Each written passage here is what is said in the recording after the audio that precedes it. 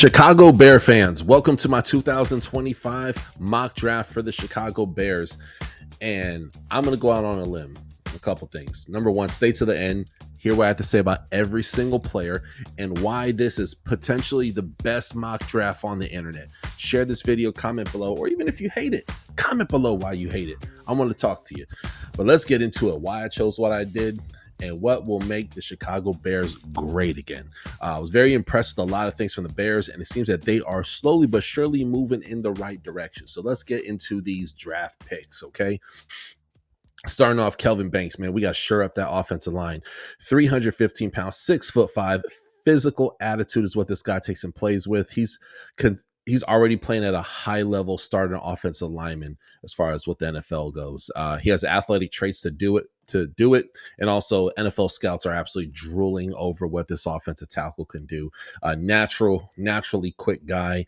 And look, man, this guy is an athletic offensive lineman too. That's what Caleb Williams needs. He needs as much protection as possible, so that way he protects it from injury and he could properly develop as a pocket quarterback. Obviously, he does a lot of things in the play action, scrambling, and that's all great, but you want to see what he can do with just sitting back there in the pocket, man. This offensive lineman I like, and hopefully we'll be able to look back on the Chicago Bears getting at least a pick similar to this. But I like Kelvin Banks a lot. I do believe he'll be there at number 10. Then I got my favorite linebacker in the whole draft. Now, I'm probably going to say his name wrong. 6'2", 242 pounds, Carson Schwessinger. Okay. I want to see if I could get this guy on the show, man. I am such a Carson fan, bro. I was watching the UCLA game. Might have been week 3 or week 4, man. And this guy was just everywhere. And his stats show 90 solo tackles, not total tackles. That'd be a good stat in alone, but it's 136 total tackles, 90 solo tackles, 4 sacks, 1 forced fumble, and 2 interceptions, 3 passes deflected as well, too. Man, this guy could take and ball, man. I am such a Carson Schwessinger fan. He has a lot of capabilities of let me put it this way. He has potential to be the next Brian Urlacher for this team. But I would say he's a faster version of Brian Urlacher. He has potential. Maybe I put a foot in my mouth for saying that and he don't work out. But I'm not even a gambling man. But what I'm trying to say is if the Bears take and get this guy, Carson Schwessinger, he is going to ball out for the Windy City. I'm a huge fan of him. He's worth a first round pick. But he could slide to the second round. And if he does, he's going to the Bears, I predict. Moving on, the next person that I take and I have the Chicago Bears getting is my favorite running back in the whole NFL draft. Well, I like Ashton Jennings. He's pretty good. I would say this guy is probably my second or third, because then you got Cam Scatterbo, but RJ Harvey is in the top 3 conversation, man. I live in Central Florida. I know all about RJ Harvey. Now, he's 5'8", some have him at 5'9", 205 pounds. He had a RAS score at 8.4. His nickname, fun fact, is Mr. Orlando. Fun fact. A lot of people know him here around the city. Great guy. Check this out. On the ground, I think he was like 5 or 6 yards shy of 3,000 yards between the last 2 seasons. 1,577 yards last year, 22 touchdowns last year. And then the year before, he had 1,400 yards on the ground and 16 touchdowns. And that doesn't include what he has in receiving, guys. Man, this guy is a freaking lunatic animal, and I am a fan. He has 500 yards of receiving between the last 2 seasons and 5 touchdowns in receiving between the last 2 seasons. But you combine all of the touchdowns, he has over 45 touchdowns in the last 2 years of playing college football. This guy is a mess. RJ Harvey can catch. That's the thing. Look, his longest was a 75-yard run, and then season before was, catch, and then a 50-yard catch.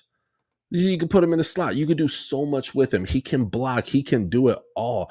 RJ Harvey decides games. Do you hear me? And in the day and age where there are gadget running backs, we'll put him in for this play because his special skills can do this. You have these idiots like Mike McDaniel and the Dolphins. I know we're not talking about the Dolphins, but that's the way he thinks. That's the way he talks. Oh, this player can do this, so I put him here for this scheme. RJ Harvey is old school. You put him in and he does the dang job. Let's not complicate the Chicago Bears. Anywho, I'm a huge RJ Harvey fan, as you can tell. I might as well put on a UCF jersey. I am a freaking fan. You know who else I'm a fan of? Who else I'm a fan of is Miles Frazier, offensive guard, LSU. Now I can see it where he can also go earlier. Miles Frazier looks really, really good in the bowl games. Powerful and versatile. Look, 9.57 RAS score, 317 pounds, 6'5". In my opinion, he's worthy of a second round pick. This dude could take a ball. Wide body frame, long limbs, demonstrates strong play strength, effective covering up targets, and securing rush lanes on pulls, combos, and double teams en route to the second level. This guy can take a ball.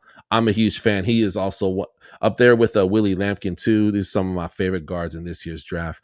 The next person I want to talk about is actually a teammate of Carson Schwessinger, and that's none other than Oluwafemi.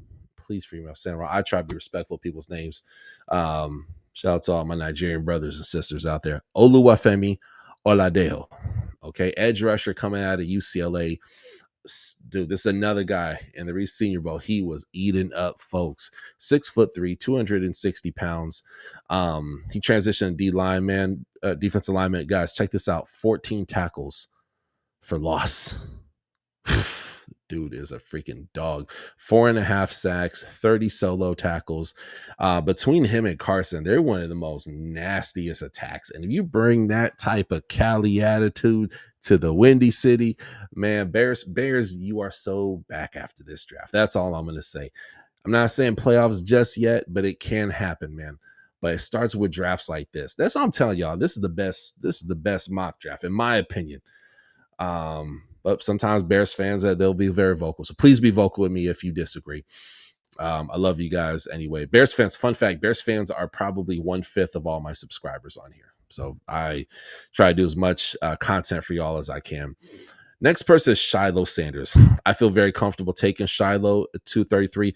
If Shiloh had better cover skills in the box, and his thing in the game, I've seen him do it. It's just he kind of stunk a little bit in the East West Shrine Bowl, but I've also seen this man force fumble after force fumble after force fumble. I'm a Shiloh Sanders fan, and I would like him to not be on the same team of his brother, just so he could prove to the world, like, hey, this guy can ball and he doesn't need any help. He is a good football player.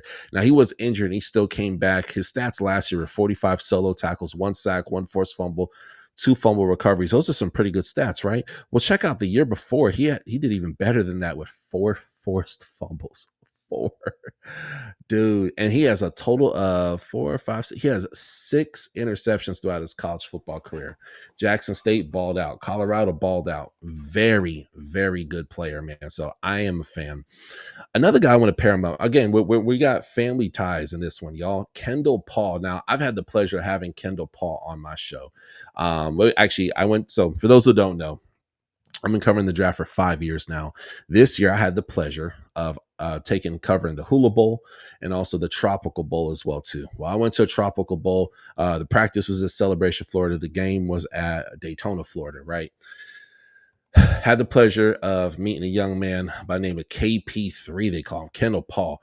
Now, stature 5'9", 161. That's what they have him listed as. It's my understanding he packed on a bunch of muscle, and you could tell that by his 40 time.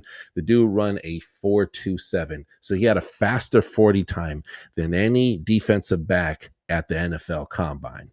Y'all, 10 passes deflected. If you know me, that is one of my favorite stats outside of interceptions, is passes deflected. That means this dude, you could put him on an island. You can put him on dudes who are much bigger than him and have him beat by 25, 30 pounds, and he will still lock them dudes down. Okay. Last year, he got 1 interception and 24 solo tackles, 43 total tackles. Now, usually when you have guys like that, oh, he's a good cover guy. Okay, well, here's the thing. Can he tackle? Man, you watch this young man's highlights, he will knock your block off, man. This dude is a hitman assassin. He's out here tackling people like he wants to, like the hit could have injured himself, but he's so tough. He just gets right up and goes out at the next play.